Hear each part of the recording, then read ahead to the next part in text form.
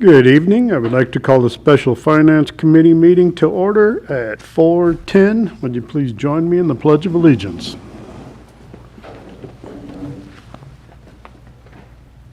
Ready, begin.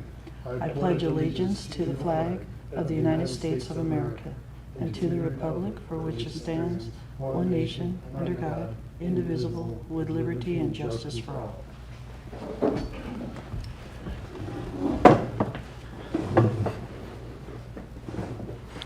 Let it be noted that both directors are present. And do we have any changes to the agenda? No changes to the agenda. Do we have a motion to approve the agenda? I move to approve the agenda. And I will second that motion. All in favor, say aye. Aye. Public comment. I see nobody online, nobody here. Move on to approval of minutes. The minutes look good to me, so I will motion to approve the minutes. I will second. All those in favor say aye. Aye. Move on to review of new credit card processor options. David's going to present this. Thank you, Don. Evening, board.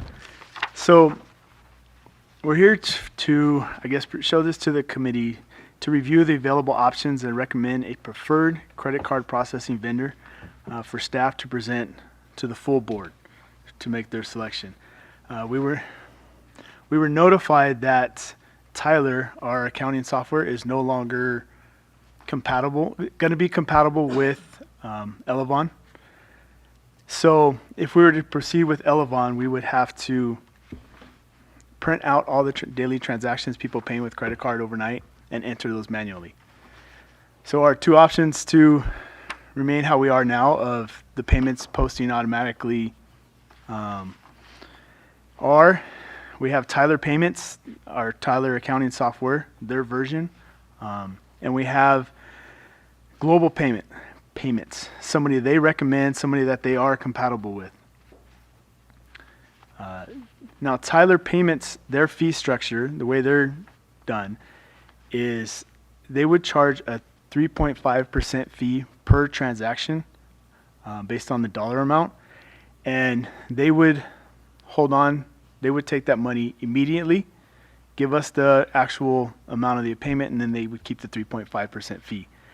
Global Payments would work more as how we are currently doing with Elevon right now.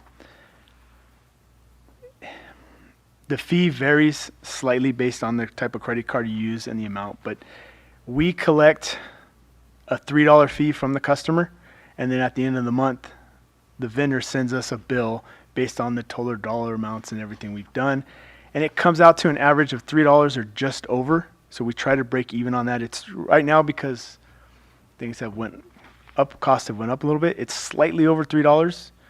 So the average cost per transaction is a little bit over $3, and we would continue to charge that $3 fees unless it gets a little bit more where we feel we need to raise it.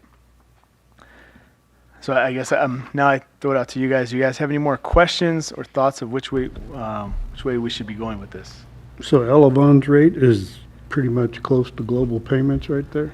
Correct. I was able to talk to them, negotiate with them, tell them what we are currently spending, and they said that they would match it, yes. Okay. And it's fixed for 3 years.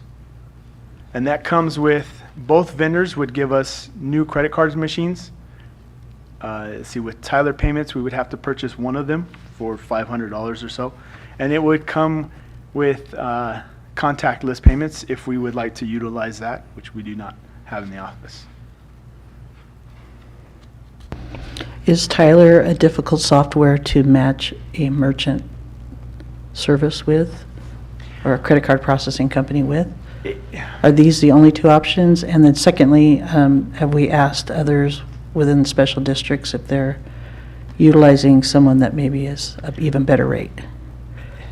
I did not reach out to other people, but according to the Tyler representative, they're saying that as of last year,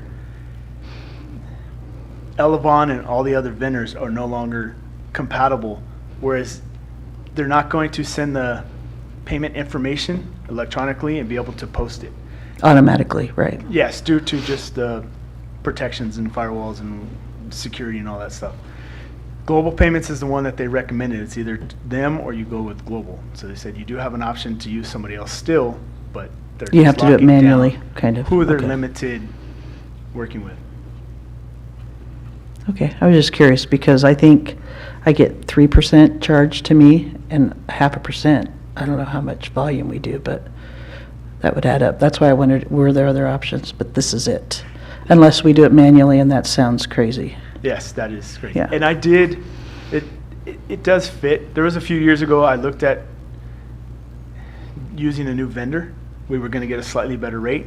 Went through the process, 75% of the way there. Come to find out at the very end, Tyler's Yeah. like, no, we eliminated that compatibility. So we went back to Gotcha. square one and we're here. Okay. So which one is easiest for staff between these two as far as the level of work involved to get this done? Is there one that's easier than the other? According to what I read, it was Tyler. Yeah, that's what I saw too. Tyler was easier, but more expensive. More expensive. Yes. Yeah. And it's slightly easier. It's not a big jump, but it's just a little bit less we have to do of making the payments to the vendor, which would be Global Payments. Just paying them monthly, kind of reconcile and making sure the costs are still there. So it is easier, but it's not a huge. So in the in-house, when you charge, I pay my bill with a credit card automatically, and I'm sure I'm getting charged the $3. Do you have to do anything in-house to make that $3 happen? No. Or is it automatic? So that part's automatic? Yes. Okay. So really, it's just making a payment to Global for the service fee. Yes. So What's the yeah, we difference? collect it and then we pay it at monthly. It's just a matter of collecting the funds and paying them. So to me, it sounds like Global, but, And like I said, then yeah. the fee is slightly more than the $3 that we're charging. Right, 8 cents or So- something. So if you have somebody with say a $400 water bill, which is not uncommon, they're either paying the $3 through Global, or you're paying $15 to use the Tyler, which would be Yeah. uh, My bills get expensive. I'd rather pay for the Global.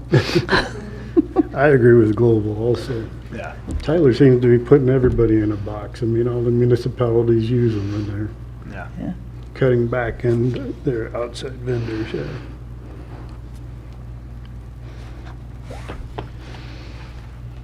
I don't have any other questions. Okay. Did you have questions?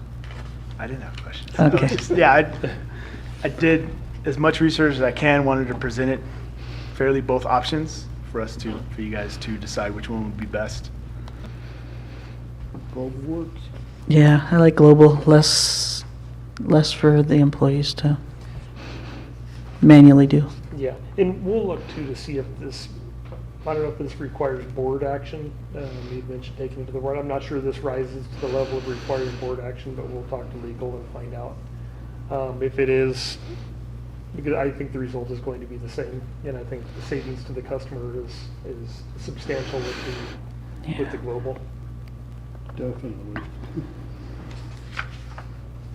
All right, is that it on?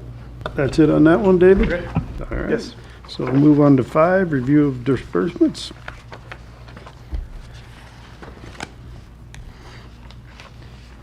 Did you have any questions that you guys wanted to pull out? I did Any not. items? I don't think I did either. Let me scan it here.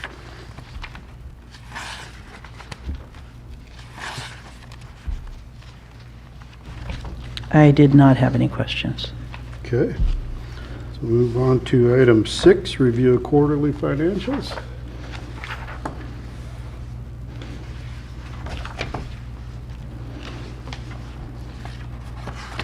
As you're looking at these, this is through June, so it is our year-to-date numbers. It's not completely final. This is the preliminary numbers. We're still doing some entries, and then we have the audit coming up in another 2 weeks. So these numbers are close, but there's still some adjustments that will be made.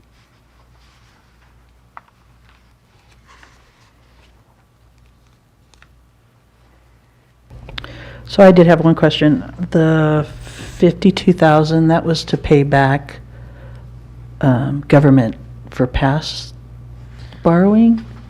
Is that how I'm reading that? No, No, sorry. that was an What's the agreement. 52,000? That was an agreement, I guess 10 years ago now, or to supplement enterprise funds because they were not, they were operating at a negative.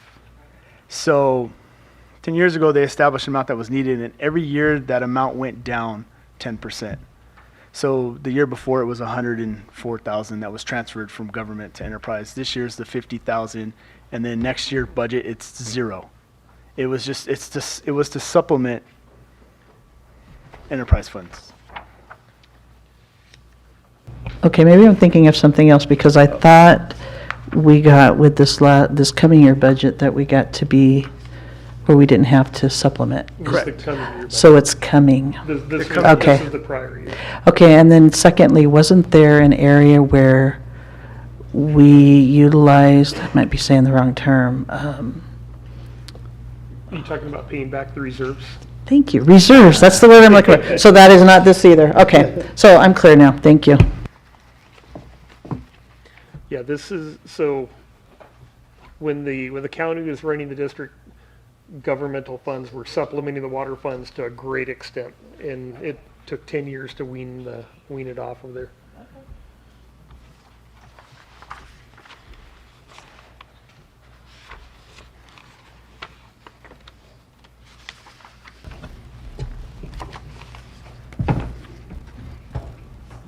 Everything looks pretty good there. I don't have any questions.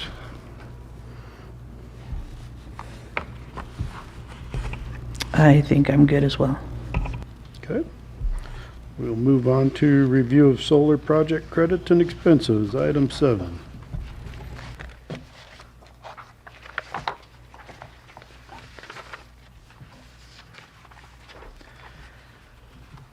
This one you'll see on big page 49.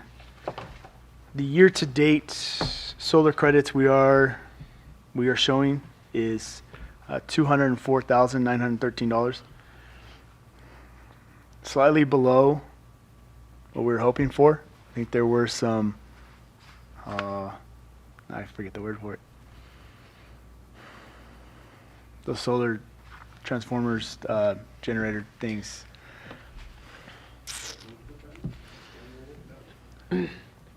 Yeah, the inverters. There were some inverters that went down over the last year or two that George's been working on getting up the dashboard and working with SCE and get everything up and running so we can see that sooner. So that thing became up and running about a month ago. So we're hopefully to get those inverters and everything fixed because the credits are slightly below where they had been for the previous 2 years. Do you know if they got I know one of the things we were waiting on, and you may be familiar with that, was the report on the solar, because this seems like a substantial drop. I believe it was, we were waiting for the production numbers to come in, and we hadn't received those because when SunPower left, the modem that was tracking all of that went away, so they were having to back in the numbers on that. Because this should be, what should this number be in your mind? Roughly 380,000 is the number I was hoping for. Okay, so I believe we will check 384. that, but I believe that is a big part of that. Because even with the tractors not functioning, it should still be generating. Well, yeah. So you think you're 180,000 short? It was supposed to be close to 400,000 for the year, so we still have another quarter in there. But at that trend of Yeah. 50,000, even if it does well at 100,000, yeah, I'm still at least 100,000 short. Yes, 1 to 200,000. Do we get the inverters under warranty here? Since SunPower went out of business, we're out of luck when it comes to that. Yeah, the inverters were earlier on. I don't believe they're having inverter problems at this point, but I think it was the tracking, the motors for the tracking, and the reporting. That were the two things that were missing. The contractor that we have, and I'm just drawing a blank on that right now, is working on that. I believe they have just about everything back to functioning, doing the O&M.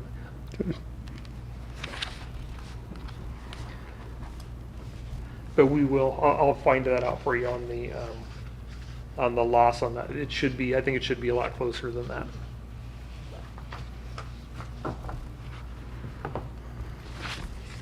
Any other questions on the solar? No? Thank you, David. We'll move on to item 8, review of quarterly investment report.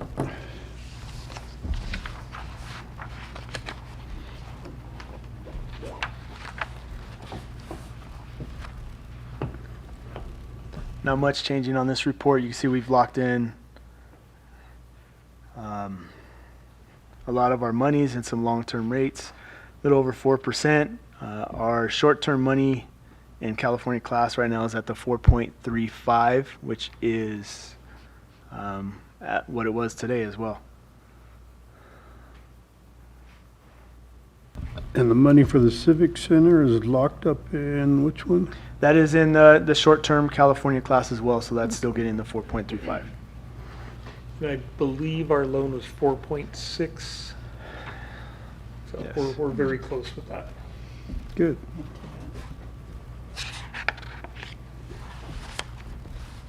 That's all the questions I have on that. Director Mills? I have no questions. Thank you.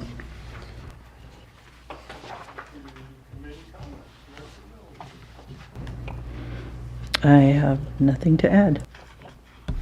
I also have nothing to add. Thanks for the information. I look forward to the solar information. We'll go from there. And then, did we have any prior meeting action items? There were none. And current meeting action items? I have none noted. Okay, we'll set the agenda for the next regular meeting, October 21st, 2025, and we will adjourn at 4:27. Thank you all.